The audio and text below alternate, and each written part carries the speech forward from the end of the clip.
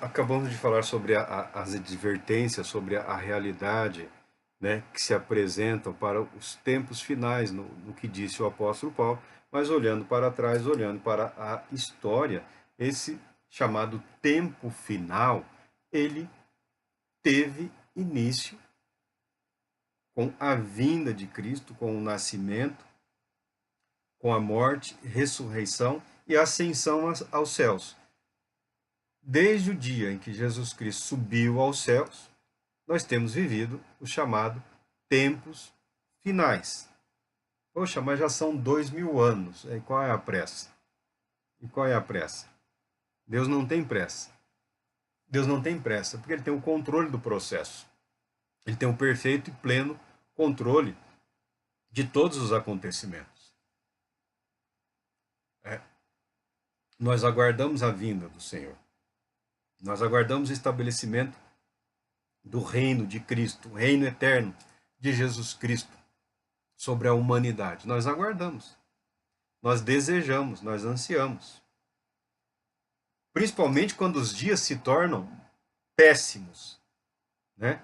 Maus, os dias são maus, nós já vemos isso há muito tempo, mas em alguns momentos os dias se tornam péssimos.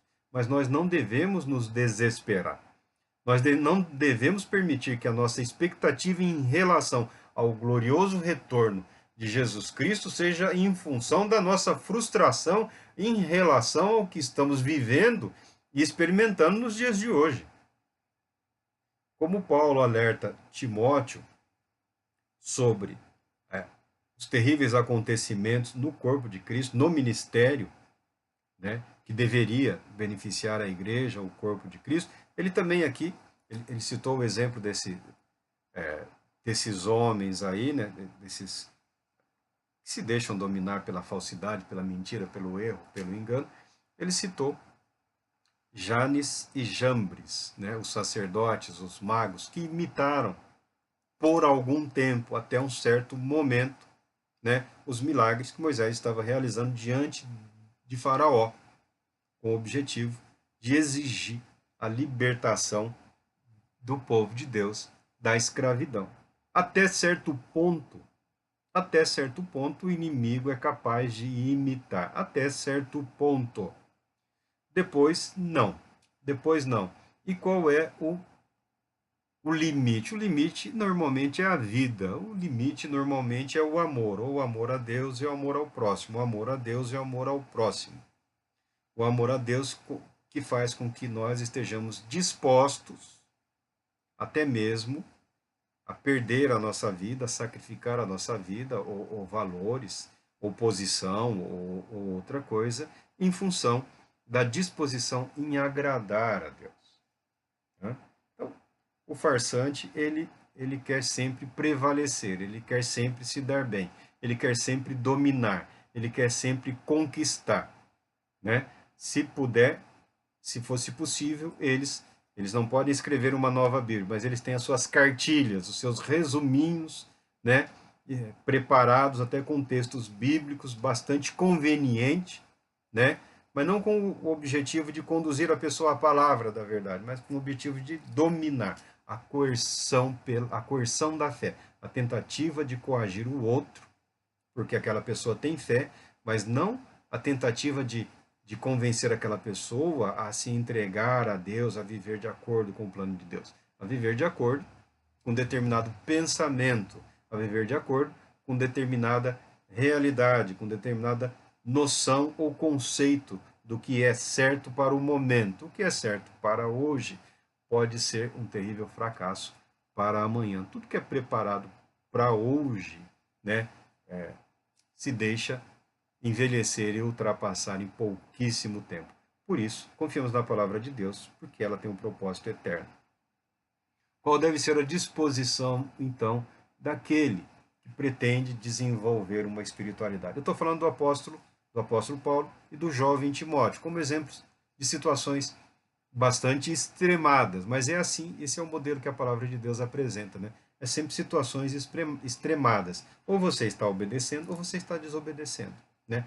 Quando, na verdade, a obediência é um processo que vai envolvendo cada vez mais áreas da vida da pessoa. Começamos por nós mesmos, né? Começamos por expressar a nossa fé através do nosso viver, que acaba atingindo as nossas relações familiares, as nossas relações profissionais, as nossas relações sociais, né? E em cada esfera, em cada momento, sofreremos os enfrentamentos às dificuldades. Mas com relação ao Timóteo, com relação àquele que quer fazer a coisa certa, quer seguir o caminho certo, o caminho direito, ele diz: Tu, porém, tens seguido atentamente a minha teologia, procedimento, propósitos, fé, paciência, amor, perseverança. Né? Às vezes essa versão é nova para mim, né? É mais provável que o escrito original tenha assim, o meu ensino, a minha doutrina, né? Mas está aqui traduzido como teologia, né? Como expressão da verdade, como conhecimento de Deus, como verdade revelada de Deus, como testado através da minha vida, observando minhas perseguições e aflições que sofri em Antioquia, Icônio e Listra. Quantas perseguições suportei, contudo, de todas o Senhor me livrou.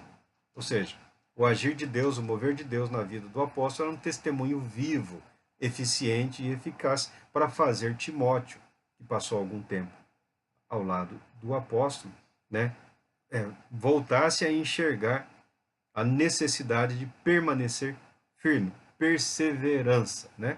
Se algumas palavras perderam o seu sentido original, ou hoje se tornaram objeto de, por exemplo, santidade, santificação, piedade, são palavras tão pisoteadas, né? Jogaram tanta lama, tanta que a pessoa fica assim até, né? Mas fala, substitui por perseverança. Pronto. Viva esperança. Pronto. Você estará trilhando o caminho da santidade, da santificação, da piedade, da retidão, da mesma maneira, tá? De fato, todas as pessoas que almejam viver piedosamente em Cristo Jesus serão perseguidas. É esse ponto que eu queria chegar nesse momento aqui. Então, haverá perseguição? Sim, haverá perseguição. Sempre há perseguição. Tá? E nós estamos falando de uma perseguição aqui, já numa instituição que está surgindo, a igreja que já está se organizando como uma instituição também. Tá?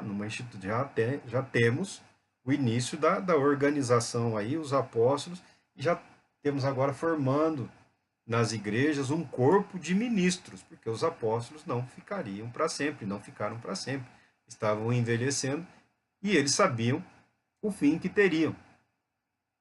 Né? E olha que trabalharam e não fugiram desse fim, eles sabiam que teriam um fim difícil, mas permaneceram, deram um bom testemunho fiel até o fim. De fato, todas as pessoas que almejam viver piedosamente em Cristo Jesus serão perseguidas. E tem sido assim desde aqueles dias, tem sido assim hoje, e será assim amanhã, daqui a 10 anos, daqui a 50 anos. Sempre haverá um questionamento, uma oposição, um enfrentamento. Sempre haverá um questionamento. Por quê? É da natureza humana se conformar. Ah, não, nós já temos uma boa vida religiosa. Nós já frequentamos a igreja, já temos as orações à mesa, já está bom. Para que isso? Então você precisa aprender a fugir do enfrentamento desnecessário. Como? Estabelecendo como prioridade o seu ser, a sua vida, o propósito e o plano de Deus para a sua vida. Tá? Timóteo sofreu muito porque o compromisso dele era com o ensino da verdade, verdade que ele aprendeu e viveu. Tanto que a Bíblia orienta que não deviam muitas pessoas se transformarem em mestres. Por quê? Porque sofrerão maior juízo.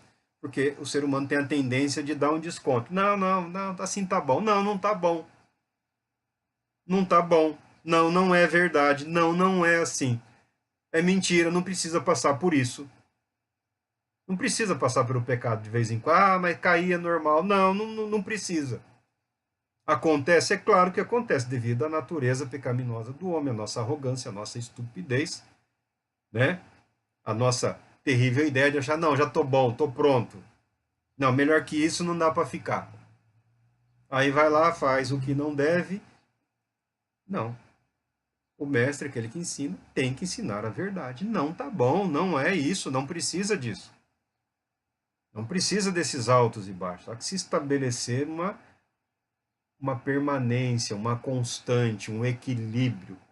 Então, para evitar o enfrentamento desnecessário, a perseguição desnecessária, nós precisamos aprender a permitir que Deus manifeste em nossas vidas a questão da espiritualidade.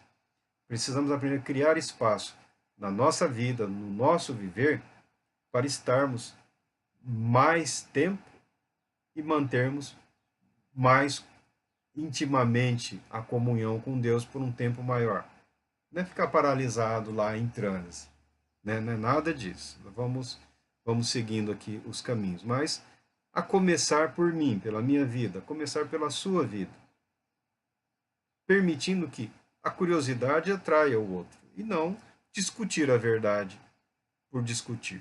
Timóteo está sofrendo. Se você não estiver pronto, então você fique em silêncio. Fique em silêncio. Você está iniciando o processo, aprenda com aqueles que aprenderam. Nós vamos citar aqui os mestres, os métodos, né, os meios, os mecanismos, né?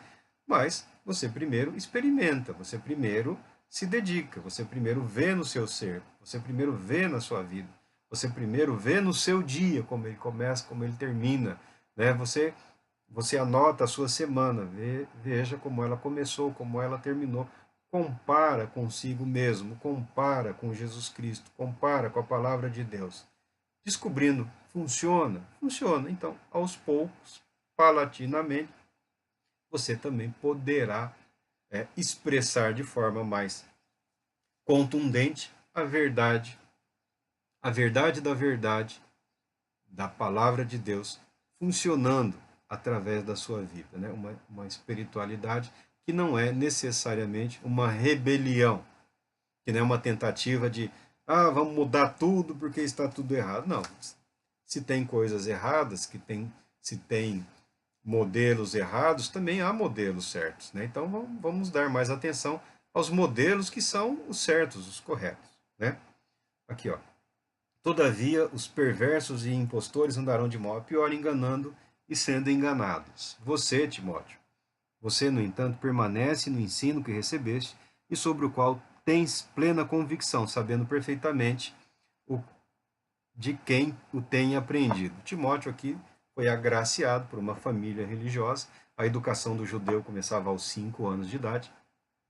Ele aprendeu aqui muito antes, né? Porque desde a infância sabes as sagradas letras que têm o poder de fazer-te sábio para a salvação por intermédio da fé em Jesus Cristo. Aí voltamos ao texto aqui que nós iniciamos, né? Toda escritura inspirada por Deus e proveitosa para ministrar a verdade, para repreender o mal, para corrigir os erros, para ensinar a maneira certa de viver, a fim de que o homem de Deus e que a mulher de Deus tenham plena capacidade, pleno preparo para realizar todas as boas obras, pela palavra e pelo Espírito. Em quem devemos confiar? Em Deus. Em Deus. Em Deus. Por quê? Porque é propósito dele, é desejo dele que nós desenvolvamos uma vida espiritual.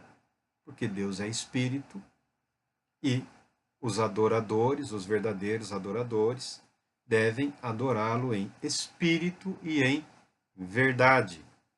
É o que a palavra de Deus ensina. Né? Deus é alcançável. Por que Deus é alcançável? Porque ele se dispôs a ser alcançado, entendido. Nenhum homem é capaz de chegar a Deus, mas Deus se chegou primeiro a nós. Ele estabeleceu o caminho. Ele abriu os céus, trouxe os céus até a terra. Deus trouxe os céus até o inferno. Para nos resgatar do inferno para ele. O caminho está pronto. Mas é difícil. É difícil, por isso O Espírito de Deus nos foi dado para manter-nos vivos, para manter vivo a consciência de Cristo, para manter viva em nós a consciência da palavra de Deus, do propósito de Deus, do plano de Deus, da vida voltada para os caminhos de Deus. Então, como primeiro ponto, ficou dividido o vídeo porque eu fiz uma pausa aqui, eu fui forçado a parar para chamar a atenção de alguém que estava chamando muito a minha atenção. Então, o primeiro é a palavra de Deus. A palavra de Deus, conforme registrada na Escritura Sagrada, a história sagrada, conforme revelada por Deus para a humanidade. Deus se revelou ao homem. Nós já falamos aqui no passado, né? Sempre houve uma expectativa. E seja franco, seja sincero. A menos, talvez não tenha nunca acontecido, mas seja sincero, seja franco. Você também já aguardou muito e ansiosamente a palavra de Deus na sua vida para você. Você já aguardou muito e intensamente algum momento da sua vida em que Deus se mostrasse, que Deus se revelasse de alguma forma, de alguma maneira. Você pode ter usado frases ou expressões, né? Eu só queria entender, eu só queria ter certeza de que é o plano de Deus. Eu só queria ter certeza de que é a vontade de Deus para mim. Na angústia, no desespero, na necessidade de tomar uma decisão, ou forçado a tomar uma decisão. Talvez você tenha carregado por algum tempo, ou por muito tempo, essa pressão e essa dúvida.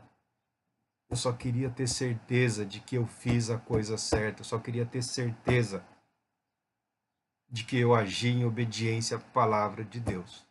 Seja bem-vindo à realidade daqueles que creem, porque, pelo que a Bíblia declara, até mesmo os apóstolos, em alguns momentos, tiveram dificuldade em entenderem, ou em compreenderem, ou em discernirem qual era o propósito, o plano, o motivo de Deus para uma ou outra circunstância que eles enfrentaram em suas vidas. O que eu posso te dizer, na minha breve e curta jornada, é que, quer você tenha tomado a melhor decisão ou a pior decisão da sua vida, Deus não se arrepende de chamá-lo filha.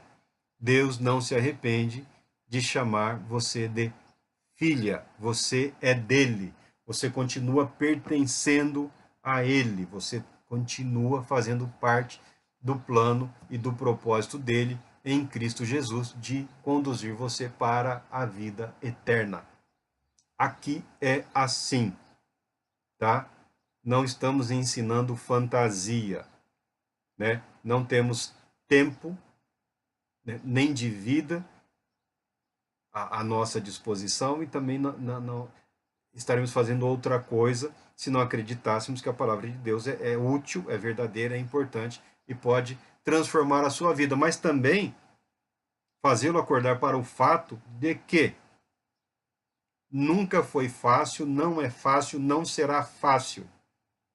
Quer você tenha disposição ou não para as disciplinas espirituais, né, para uma dinâmica de vida espiritual, ou você tem uma vida mais simples, humilde nesses aspectos, não é fácil, nunca foi fácil, não é fácil para ninguém. O pecado está sempre aí à porta. Há momentos em que o indivíduo passa por terríveis opressões satânicas, demoníacas, por terrível perseguição, tá? E a nossa caminhada é assim mesmo. Infelizmente, acontece, o desastre acontece. O que você pode fazer agora, o que eu faço? Continua, levanta, se firma sobre os seus pés e segue em frente. Aí como eu conserto? Não conserta. Não tem como consertar. O que for possível em relação ao perdão, o que for possível em relação a uma restauração, o que for possível a uma relação à restituição, não adianta você tentar forçar. Deus preparará no tempo e com o tempo os meios, os melhores meios, para que isto ocorra em relação à pessoa, ao indivíduo, à instituição, seja lá o que for. Tá? A nova vida em Cristo Jesus não é magia, não é um faz de conta, né? Não é como um desses filmes de ficção que a pessoa fez o que fez, aí volta no tempo e vai consertando seus erros. Não. Os nossos erros estão lá no passado. Precisamos aprender a crescer com eles. Precisamos aprender a aceitar que a falha, que o erro, que a pressão do pecado, né? Que a pressão desse mundo faz parte da nossa vida, faz parte da nossa realidade. E se descuidarmos, o inimigo vai sim nos humilhar, vai sim nos derrubar, vai sim tentar nos destruir. Então não importa o que tenha acontecido. Aliás, importa. Importa porque é um fato, foi grave, mas não importa, você deve continuar a sua vida, a sua jornada de fé, a sua caminhada com Cristo. Você não deve renunciar a isso por nada. Nem pelo que você perdeu, nem pelo que você abandonou, nem pelo que você deixou, nem pelo bem, nem pelo mal que você causou. O seu compromisso com Cristo deve fazer com que você se coloque de pé e procure ser a pessoa que você sabe que pode ser, que deve ser, que deseja ser, e com a graça de Deus, com a ajuda do Espírito de Deus, você será um dia. Mas se tiver a humildade para admitir que não é ainda, haverá grandes chances e será muito mais fácil para que Deus trabalhe na sua vida, para que o Espírito de Deus trabalhe na sua vida. Em quem confiar, Marco Antônio? Na palavra de Deus, na Bíblia, na Escritura Sagrada, no livro sagrado. Estudei um pouco, e como eu já disse, né, muito do estudo da teologia, o jovem entra no estudo, ou vai fazer os cursos, empolgado. Aí muitos desanimam porque deparam logo de cara com uma série de questões terríveis e inúteis que aparentemente não edifica nada e nem ninguém. Né? Mas é a palavra de Deus? É a palavra de Deus, é o livro sagrado. Todas as grandes religiões e também as outras, as pequenas religiões, têm um material sagrado. E o povo de Deus tem um registro sagrado, a escritura sagrada, o registro da revelação de Deus, do propósito de Deus, do plano de Deus através da vida de homens e mulheres. O número de pessoas alcançadas, usadas por Deus para esse propósito foi muito maior do que o que está registrado aqui. Mas algumas pessoas, alguns fatos, homens santos foram orientados a registrar. Tá? Não, mas não é possível. É claro que é. O apóstolo Paulo viveu muito mais do que está registrado aqui. Jesus Cristo fez muito mais coisas do que está registrado na palavra dele. O número de pessoas que foram alcançadas, os milagres, tá? Ele fez muito mais. Os apóstolos também fez muito mais do que está contido aqui de forma resumida, mas o que está aqui é suficiente. É suficiente porque é um testemunho fiel.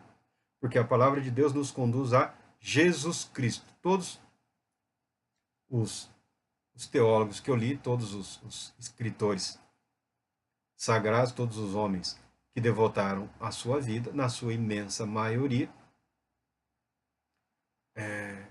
passaram a enxergar Cristo em tudo.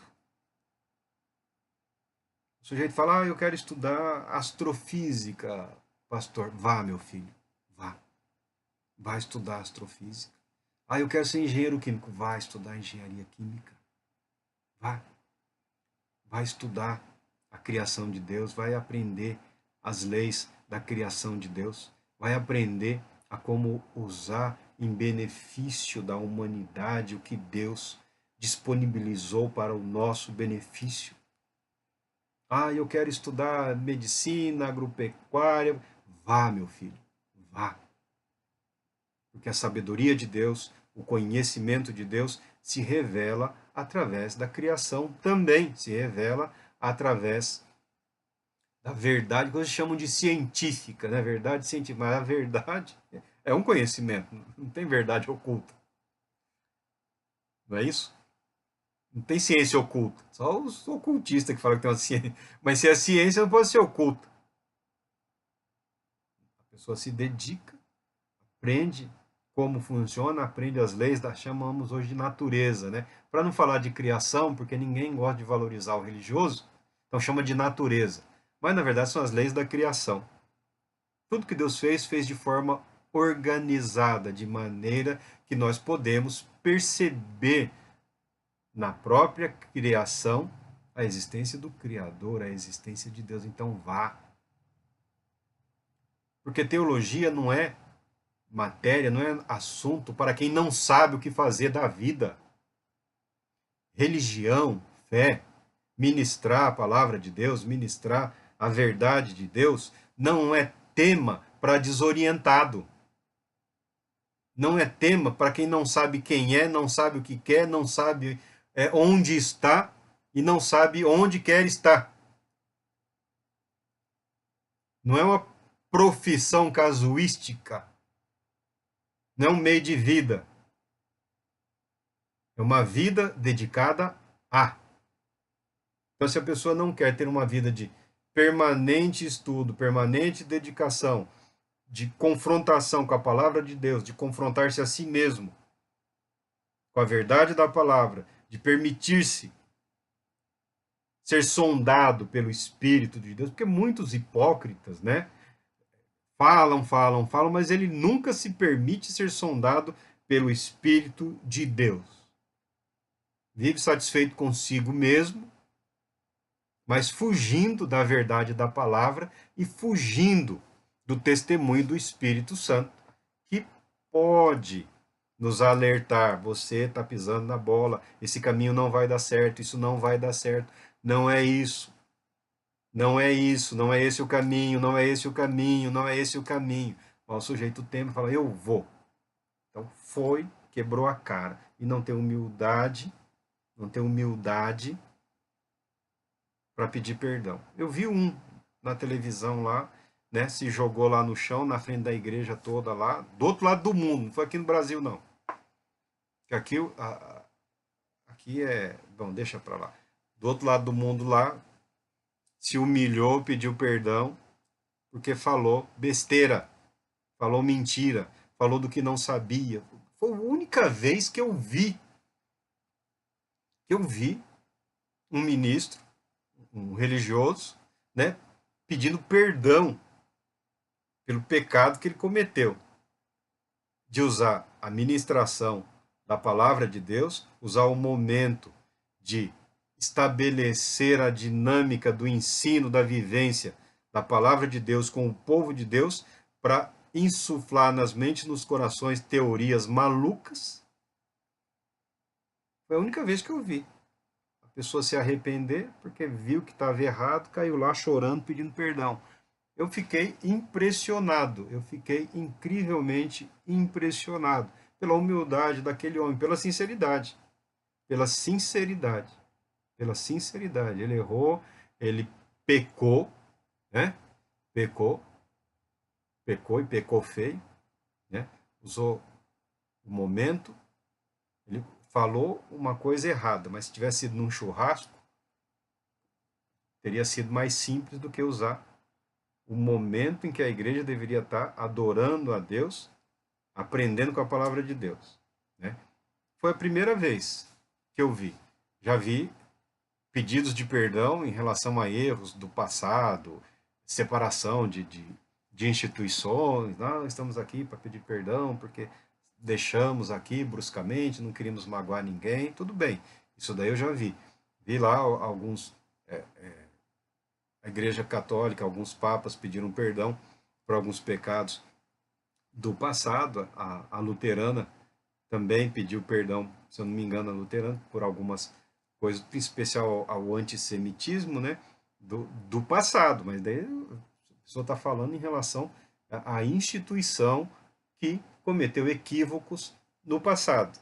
Ele não está lá rasgando o coração, falando: não, eu pensava assim, eu errei e tal, eu estou aqui. Foi o que eu vi e eu fiquei incrivelmente impressionado com aquele homem. Que Deus o abençoe grandemente. Que Deus o abençoe grandemente. Então, a palavra de Deus é o registro fiel, é o testemunho fiel.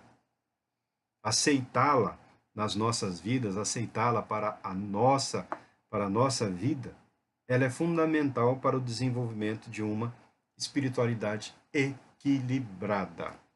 Equilibrada.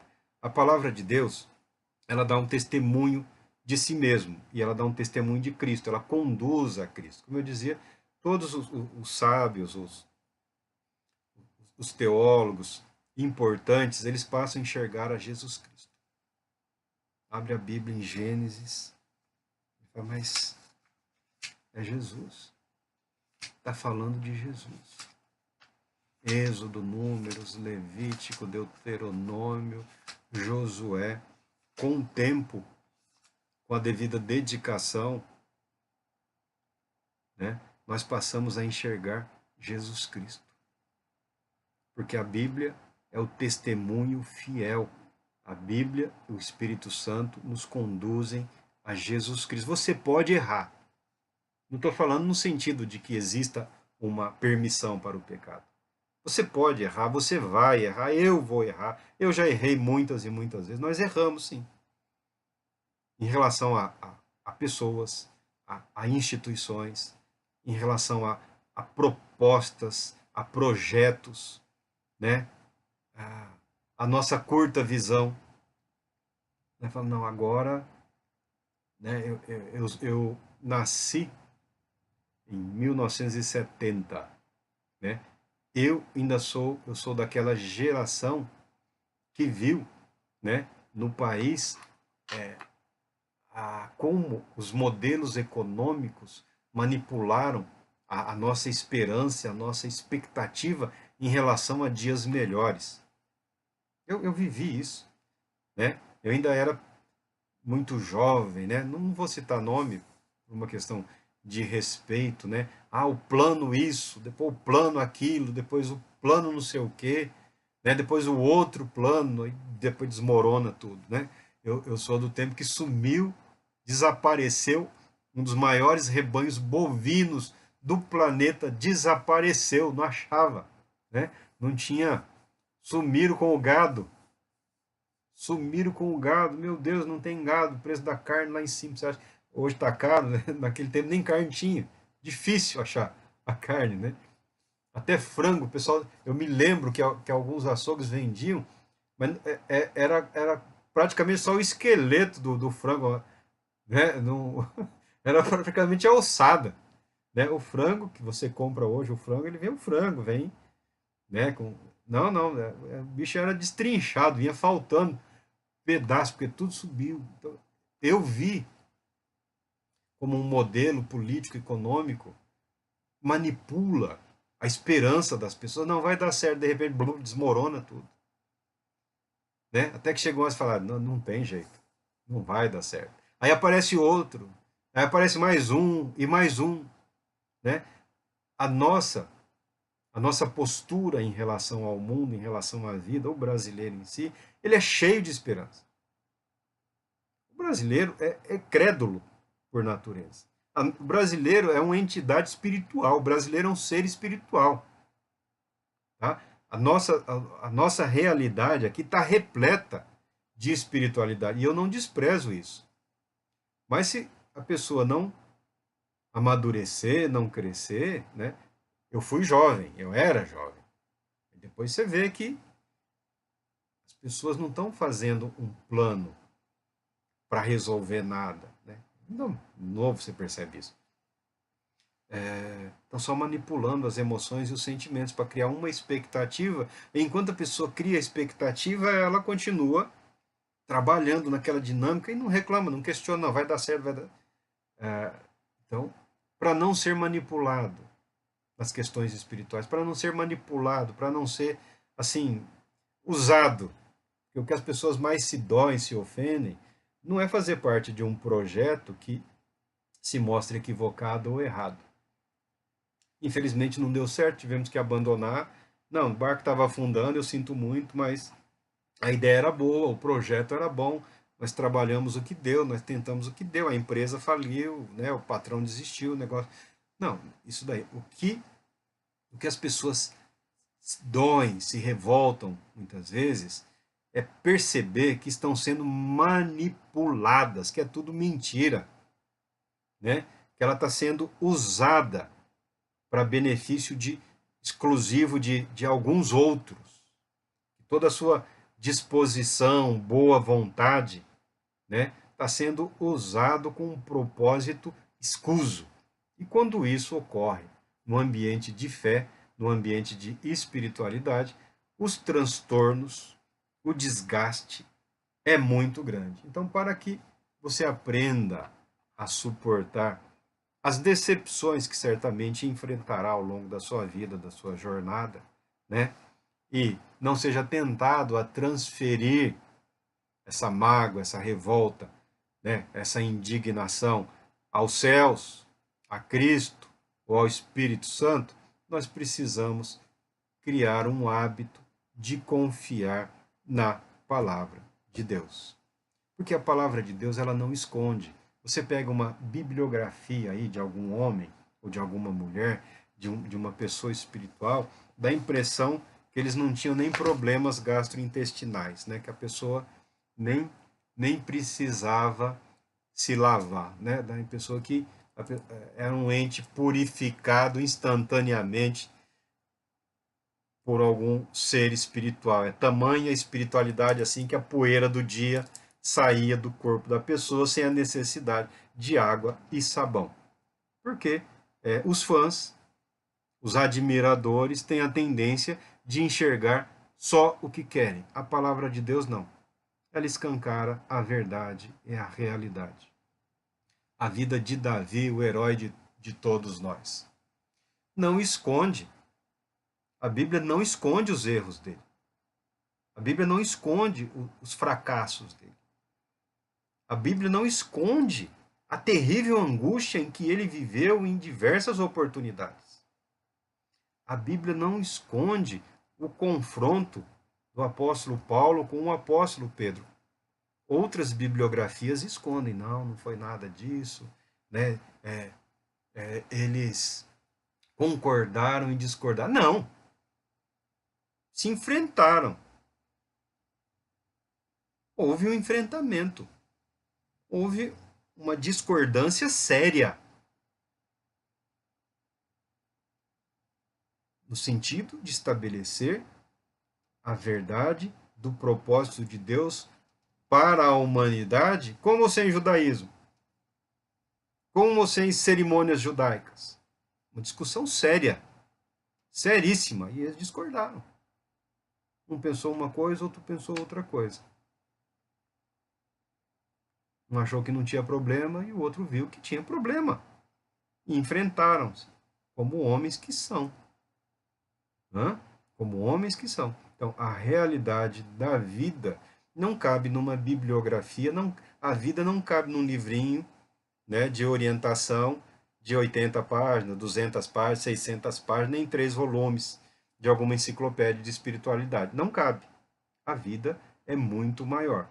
E para que nós não sejamos tentados a lançar sobre os céus as nossas frustrações, decepções, angústias, mas aprendamos a apresentar a nossa necessidade a Deus e reconhecer sempre nele a fonte de vida, de esperança, de fé e de certeza de que devemos aprender sempre a trabalhar mais e melhor, com a dedicação e o empenho correto e adequados, pedindo sempre que ele nos livre do mal e do engano. Então, qual primeira testemunha em quem nós podemos confiar? Em que nós podemos confiar? Na palavra de Deus, na Bíblia. Por quê? Porque ela é eterna. A palavra de Deus dá testemunho de si mesmo. Isaías, capítulo 40, versículo 8. A relva murcha e as flores caem, mas a palavra de nosso Deus permanece eternamente. Esse é um daqueles versículos. Esse é um daqueles versículos em que a palavra nos remete, nos leva, nos conduz a Jesus Cristo, é eterno. Tudo nessa vida passa. Mas a palavra de Deus permanece, porque Cristo permanece. A palavra de Deus permanece eternamente. O testemunho que ela dá é fiel e verdadeiro.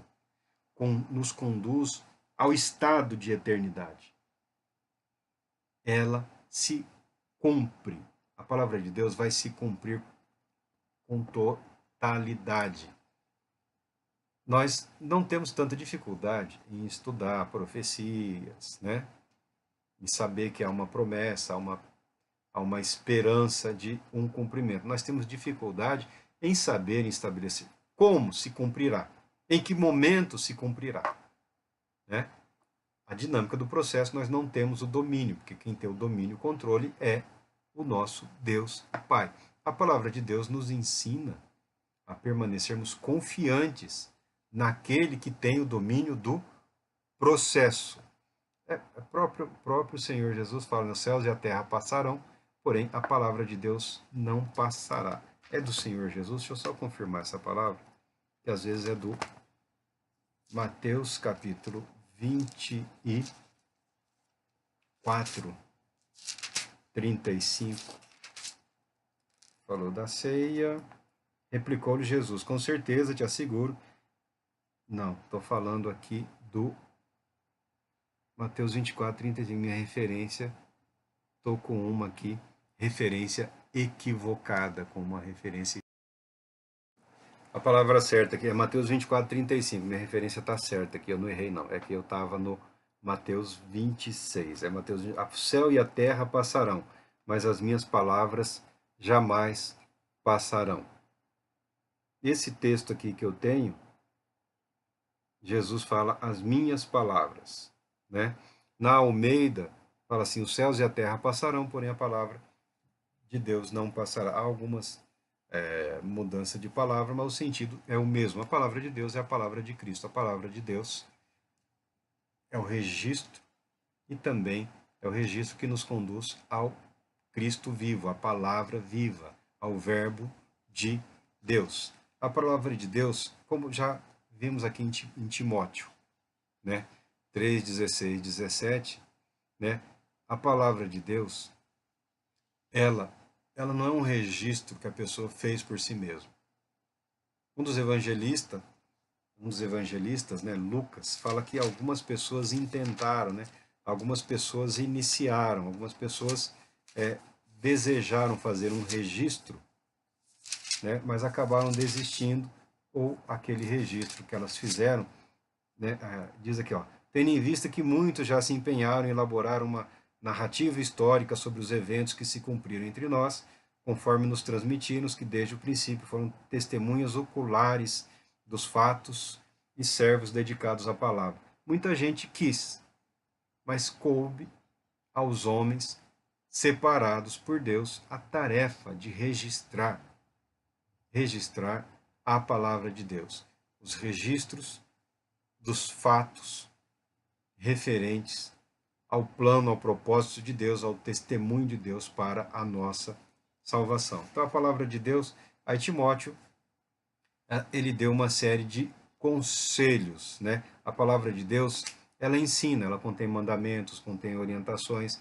A palavra de Deus, ela repreende no sentido de que ela contém o registro claro do que é condenável. A palavra de Deus não esconde o que é condenável. A palavra de Deus não esconde quem são, quais são e onde estão os inimigos do homem, os inimigos do homem de Deus, da mulher de Deus, os inimigos da fé, os inimigos da religiosidade, os inimigos da espiritualidade. Em certo aspecto, não são as pessoas que você imagina, porque a nossa luta não é contra a carne ou sangue, mas sim contra os verdadeiros derrotados e fracassados, Satanás e sua hoste de anjos e demônios, para os quais não há nenhuma chance de redenção ou de salvação. Derrotado é o diabo. Fracassado é o diabo. Morto espiritual é o diabo. Sem esperança é o diabo. Você não. Você não. Você não é um diabo. Você não é um Satanás. Você não é um inimigo. Você não é uma inimiga de Deus e da verdade. Você é amado por Deus. Você é amado.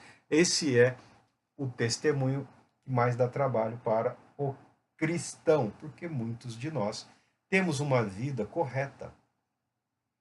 E é difícil você falar para a pessoa que tem uma vida correta, uma vida que busca a justiça, que zela pela justiça, uma vida que zela pelos bons hábitos, pela retidão, que aquela pessoa precisa da salvação. Que ela não está em situação melhor do que aquele que está em terrível pecado, aflição e angústia. É difícil falar para o homem bom, para a mulher boa, que eles precisam se arrepender. Eles precisam se arrepender, mas qual o pecado? Não é necessariamente dos atos, mas arrepender-se da natureza pecaminosa que toda pessoa sincera também saberá que habita em nós, habita ainda em mim e em você. Ficaremos livres disso na eternidade. A palavra de Deus é o verdadeiro registro do propósito de Deus para a humanidade em Cristo Jesus, porque ela nos conduz a Cristo Jesus. A palavra de Deus, o escritor de Hebreus vai falar, né, que ela é viva e eficaz, ela é mais cortante do que uma adaga, do que uma espada de 2 gumes, né, apta a discernir, né, a separar juntas medulas.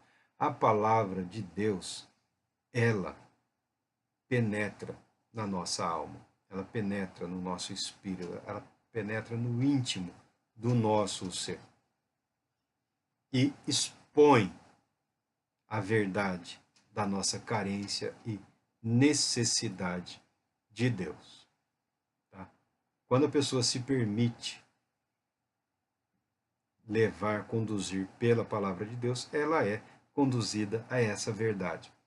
Não é uma questão de simples leitura, não é uma questão de memorização, é uma questão de compromisso. Por isso nós estamos falando aqui de técnicas de memorização. Não é lavagem cerebral. Né? Algumas coisas que nós encontramos aí foram abandonadas, porque parece manual, né? de extremista, de radical. Né? Se você memorizar todo dia um versículo, não. Até mesmo a memorização pode ser superficial. Até mesmo a memorização pode ser uma tarefa inútil. Então, o que nós pensamos é que nós precisamos estabelecer uma dinâmica de busca. Não é só, é claro que é importante, é interessante memorizar, é importante. Mas mais do que a memorização, é sabermos que a palavra de Deus é uma fonte inesgotável. Ela nos alimenta, ela supre a nossa carência, a nossa necessidade de ser entendidos, de termos uma perspectiva adequada de qual é a resposta de Deus para determinado problema, para determinadas situações que nós encontramos aqui e algumas vezes vemos reflexos na nossa vida de situações parecidas. E compreendendo o que aconteceu naquelas vidas, nós compreendemos também qual é o propósito de Deus para as nossas vidas. Meditar na palavra de Deus. A leitura constante, a leitura reverente, a leitura dependente, né? A leitura com oração. Né? É um período em que você vai se dedicar à leitura, mas com oração, com submissão, dependendo de Deus, dependendo do Espírito de Deus. Né? Para que você seja alimentado. É o que diz a Bíblia, nem só de pão viverá o homem. É claro que sem pão não viverá, sem alimento, né? Pão é o alimento cotidiano, mas o homem também precisa da verdade espiritual, beber da fonte, da água limpa, da água pura. E esta é a palavra de Deus, o registro confiável, o registro confiável. Por que ela é confiável? Porque ela também é mestre. Davi fala que ele havia aprendido pela meditação dele na palavra de Deus porque o rei também tinha esse compromisso de conhecer a palavra. Ele havia aprendido mais do que os mestres dele, né? Davi estava ladeado por homens sábios também, não só por guerreiros, mas como rei também por homens sábios, né? E Davi não era menos sábio do que aqueles homens. E na sabedoria que ele teve de Deus, ele aprendeu a depender de outros homens, a depender de conselheiros, né? Na multidão da sabedoria, né? A segurança. E nós encontramos esse amigo, esse conselheiro, na palavra de Deus, que através do Espírito de Deus nos conduz também ao autoexame, à reflexão. A meditação não é só uma questão de deixar-se levar por um sentimento santo, por um sentimento sagrado, por um sentimento abençoador, por uma emoção saudável. A meditação também é um período em que nós nos permitimos ser analisados, julgados pela palavra de Deus. A nossa reflexão tem como parâmetro a palavra de Deus, a palavra viva, que é Jesus Cristo, e a palavra escrita, que é a palavra de Deus. Agindo assim, teremos estabelecido um relacionamento seguro. Um relacionamento seguro numa das disciplinas, numa das dinâmicas, né? Num dos mecanismos ou método, ou seja, a leitura regular da palavra de Deus, a leitura acompanhada da reflexão, da meditação, na submissão ao Espírito de Deus pela palavra de Deus, de maneira a realizarmos o autoexame necessário, né, o autoexame diário e também o fortalecimento diário, o fortalecimento necessário, a esperança viva, a esperança que se manifesta, que se revela dia após dia. A palavra de Deus, a leitura da palavra de Deus, a oração da palavra de Deus, a meditação da palavra de Deus, né? A contemplação da verdade a nós revelada pelo Espírito de Deus através da palavra. Então, em quem confiar? Na palavra de Deus, no registro fiel, no testemunho fiel. Confiar na palavra de Deus é um passo, é uma decisão fundamental para uma espiritualidade saudável e equilibrada. Sem resumos, aprender direto da fonte. É claro que sem arrogância, sem pretensão. Um dicionário bíblico, um comentário bíblico serão suficientes conselheiros e amigos para o estabelecimento dessa dinâmica. Assim eu termino essa primeira etapa, essa primeira parte, né? Para o desenvolvimento, para o crescimento, para o estabelecimento de uma dinâmica na vida, ou de uma vida dinâmica de espiritualidade saudável, para a renovação, para a restauração, para o crescimento, para alcançarmos a maturidade. Em quem confiar nos dias de hoje? Quais os exemplos a serem seguidos? Quais vidas o Senhor Deus usará para nos conduzir nesta jornada? Em quem confiarmos? Primeiro, na palavra de Deus, a Bíblia, o testemunho fiel, o registro fiel do propósito de Deus para as nossas vidas em Cristo Jesus. Retornaremos, essa parte foi em 2 vídeos. Retornaremos em breve para falarmos do testemunho do Espírito Santo, nosso companheiro, nosso amigo, nosso advogado, nosso consolador, o verdadeiro substituto do nosso Senhor e Salvador Jesus Cristo. Falaremos em breve do Senhor Espírito Santo. Deus Todo-Poderoso te abençoe e te proteja. Retornaremos em breve.